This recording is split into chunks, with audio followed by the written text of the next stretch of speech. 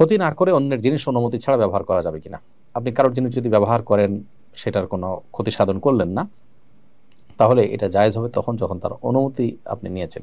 কিন্তু অনুমতি ছাড়া যদি আপনি কারোর জিনিস ব্যবহার করেন, সেটার ক্ষতি হোক বা না হোক, এটা জায়েজ হবে না। কারণ নবী করিম সাল্লাল্লাহু আলাইহি ওয়াসাল্লাম বলেছেন, লা ইয়াহিল্লু মালু ইমরিইন মুসলিমিন ইল্লা বিতিবি নাফসি, কোনো মুসলমানের সম্পদ, তার জিনিসপত্র, তার অ্যাসেট, এটা আপনি তার মনের সন্তুষ্টি ছাড়া আপনি ব্যবহার করতে পারবেন না বা আপনি ভোগ করতে পারবেন না। তার মানে যার জিনিস তার মনের সন্তুষ্টি নিয়ে আপনি নিতে পারেন বা ভোগ করতে পারেন।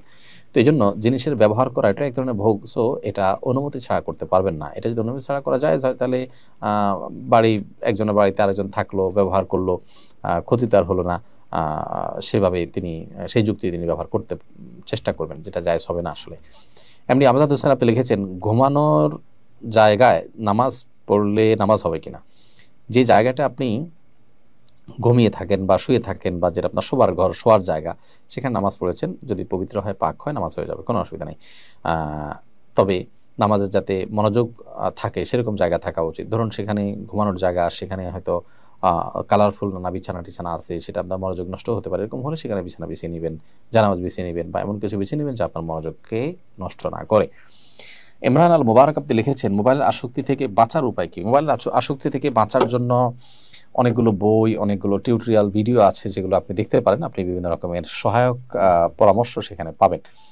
এর পাশাপাশি আমি আপনাকে বলতে চাই যে যারা মোবাইল ফোনে বিশেষ করে ব্রাউজিং করা, সোশ্যাল মিডিয়া ইত্যাদিতে অ্যাক্টিভ থাকা, এ ব্যাপারে যারা আসক্তির লেভেলে চলে গেছেন, তারা এখান থেকে বাঁচার একটা শক্তিশালী উপায় হলো এই মোবাইল বিক্রি করে একটা বাটন ফোনে চলে যাওয়া।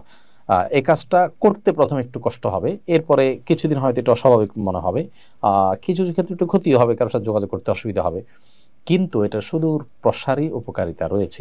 আপনি 2 মাস, 3 মাস, 4 মাস যদি কষ্ট করে এটা করতে পারেন, এরপর দেখবেন আপনি অভ্যস্ত হয়ে গেছেন। আরও অনেক টিপস আছে, এই বিষয়গুলো আমরা জানার জন্য সংশ্লিষ্ট বিষয়ে বই বা টিউটোরিয়াল আছে বা বিভিন্ন ভিডিও রয়েছে, সেগুলো আমরা দেখবো ইনশাআল্লাহ তাআলা। আমার শ্বশুর অত্যন্ত গরিব, তাকে জাকাতে টাকা দিতে পারবো কিনা।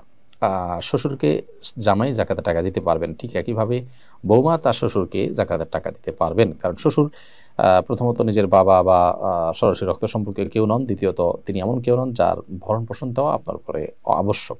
যদি ভরণ পোষণ দেওয়া আপনার উপর আবশ্যক হতো, তাহলে তাকে জাকাত দিতে পারতেন না।